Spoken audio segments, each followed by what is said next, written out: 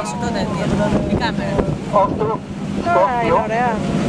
Ще имате възможност, тези от вас, които желаят, не само да направят снимки на този прекрасен остров, но ще имаме време и за плаване.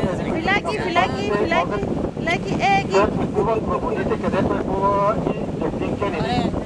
Γιατί κάνει κρύο. На остров Мегалите ще имаме възможност да време е по-точно за едно кафе. На бара на първата палуба има безалкохолни напитки, кафета.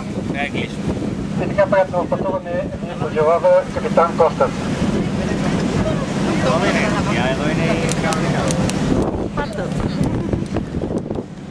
Φαίνεται που είσαστε. Έχει zoom, σας μου άρεσε την. Δεν έχει zoom, τέρμα είναι. Μια χαρά είναι.